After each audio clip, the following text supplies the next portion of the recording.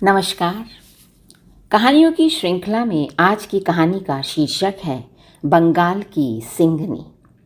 देश की आज़ादी के लिए सर्वोच्च बलिदान देने वाली बंगाल की महिला क्रांतिकारी प्रीतिलता वाडेकर बहादुरी और देशभक्ति की जीती जागती तस्वीर थी। प्रस्तुत है उनके जीवन से जुड़ा एक प्रसंग। 1932 की 12 जून की रात थी। प्रीतिलता, सूर्य सेन, निर्मल सेन और अपूर्व सेन दलघाट के एक मकान में छिपकर मंत्रणा कर रहे थे। पुलिस को इसकी भनक मिल गई। सूर्य सेन को पकड़ने के लिए न जाने कितनी कोशिशें हो रही थी। समाचार मिलते ही पुलिस ने घर को चारों ओर से घेर लिया। क्रांतिकारियों की छठी इंद्री ऐसे वक्त में जाग जाती है। पलक झपकते वे सीढ़ियों से उतरकर मुर्गी खाने की छत पर कूद गए। अचानक अपूर्व और निर्मल को गोली लग गई, पर सूर्यसेन और प्रीतिलता पुलिस को चकमा देकर भाग निकले।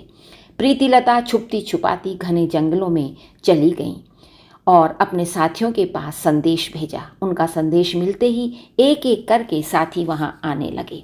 सब लोगों के एक साथ रहने में खतरा अधिक था, अतः प्रीति ने योजना बनाई कि सब आसपास के इलाकों में बिखर जाएं और समय समय पर मंत्रणाओं के लिए वे सब एक जगह इकट्ठे होते रहेंगे। प्रीति उस ग्रुप की नेता थी। बीहड़ जंगलों में साड़ी पहनना बहुत बड़ी बाधा थी, अतः उन्होंने पुरुष वेश धारण कर लिया। आखिर वह दिन आ पहुंचा जिसके लिए उन्होंने प्रशिक्षण लिया था और जिस अवसर की उन्हें लंबे समय से प्रतीक्षा थी। 24 दिसंबर 1932 को प्रीति ने सब लोगों को इकट्ठा करके बताया कि आज रात हम पहाड़ ताली संस्थान पर आक्रमण करेंगे। आक्रमण स्थल का नाम सुनकर सभी सदस्य आश्चर्यचकित थे। हम असम बंगाल यूरोपियन क्लब पर हमला करेंगे। हाँ, तुम सब जानते हो कि यह क्लब चित्तागोंग से 3 मील बाहर है। मेरा अनुमान है कि आज रात वहाँ 40 अंग्रेज तो ज़रूर इकट्ठे होंगे। बेखबर निशंक बहुत आसानी से हम उन पर हमला करके घेर लेंगे। प्रीति ने प्रत्येक सदस्य की ओर प्रश्न भरी दृष्टि से देखा। कुछ पूछना है? पूछने की कौन कहे। वे सब तो अपरिमित उत्साह से भर उठे। ऐसे ही अवसर की उन्हें प्रतीक्षा थी। आज वे अपने जलवे दिखाएंगे। अंधेरे के साथ साथ क्लब में मेहमान आने शुरू हो गए। यूनिफॉर्म में सजे सेवक खाद्य और पेय पदार्थों की ट्रे लिए मेहमानों की आवभगत में लगे थे। सारा वातावरण संध्या के रंग में रंग गया। बैंड भी शांत संगीत छोड़ तीव्र धुन बजाने लगा और जल्दी ही अनेक जोड़े संगीत की लय पर थिरकने लगे। अचानक इस स्वप्निल वातावरण पर बिजली गिर गई। खुली खिड़कियों में से आकर कुछ बम वहां पर पड़े। उनकी कर्णभेदी आवाज़ थमी भी नहीं थी कि और बम आ गिरे। 5 मिनट तक बमबारी जारी रही।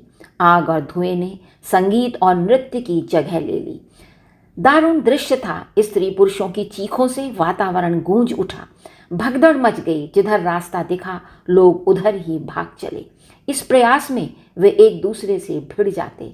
लोगों के वस्त्र फट गए, शरीर लहूलुहान हो गए। चारों ओर भाग दौड़ मच गई। मेहमानों में कुछ फौजी अफसर भी थे। उन्होंने अपनी अपनी बंदूकें पिस्तौलें दागते हुए बाहर निकलकर हमलावरों का पीछा किया। अफसरों ने चारों ओर गोलियां दागनी शुरू कर दी कि शायद किसी हमलावर को गोली लग जाए। तभी एक गोली प्रीति को आ लगी और वे जमीन पर गिर पड़ी। साथियों ने प्रीति को गिरते देखा तो वो उनकी सहायता के लिए दौड़े।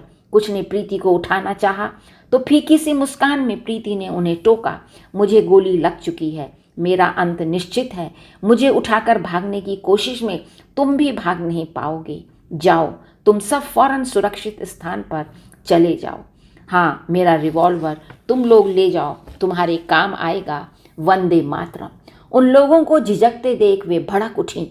हमारा पीछा करने वालों की पग ध्वनि इसी ओर बढ़ रही है। तुम सोचते हो तुम्हें सामने देखकर वे तुम लोगों को जिंदा छोड़ देंगे? मूर्ख मत बनो, जान बचाकर भागो। अभी तो बहुत से अधूरे काम पूरे करने हैं। प्रीति की बातों को नज़रअंदाज करते हुए उनमें से एक ने कहा, तुम्हें दुश्मन के हाथ में पड़ने के लिए छोड़कर हम नहीं जा सकते। तुम अच्छी तरह जानती हो कि हाथ आए क्रांतिकारियों को वे कितनी भीषण यातनाएं देते हैं। हम तुम्हें उठाकर ले चलेंगे। सुनकर प्रीति मुस्काई। तुम सोचते हो अंग्रेज मुझे जिंदा पकड़ लेंगे? कभी नहीं। मेरा एक काम करो, मुझे उठाकर पेड़ के सहारे बिछा दो। दो लोगों ने मिलकर वैसा ही किया। वे समझ नहीं पा रहे थे कि प्रीति चाहती क्या है। देखो अब मैं क्या करती हूँ, कहकर उन्होंने जेब की ओर हाथ बढ़ाया। जख्मी हाथ वहां तक पहुंच नहीं सका तो उन्होंने एक साथी से कहा, मेरी जेब में एक छोटा सा बटुआ है, निकाल कर मुझे दे दो। साथी ने वैसा ही किया। कमजोर और कांपते हाथों से प्रीति ने उस पर्स की डोरी खोलकर उसमें भरा पदार्थ मुंह में उड़ेल लिया। हे भगवान, ये तुमने क्या कर डाला? साथी चीख उठा। मैंने वही किया जो मुझे करना चाहिए था। कुछ क्षणों में मेरे प्राण पखेरु उड़ जाएंगे। जीते जी मुझे कोई अंग्रेज नहीं पकड़ सकेगा। अब देश को आज़ाद कराने के लिए तुम सबको काम करते रहना है। हिम्मत मत हार जाना। अच्छा, विदा। वंदे मातरम। और बंगाल की वह सिंघनी सदा सदा के लिए सो गई। तो ये था आज का वो प्रसंग। बहुत जल्दी दूसरे प्रसंग या कहानी के साथ आपके बीच फिर आऊँगी। तब तक के लिए धन्यवाद और नमस्कार।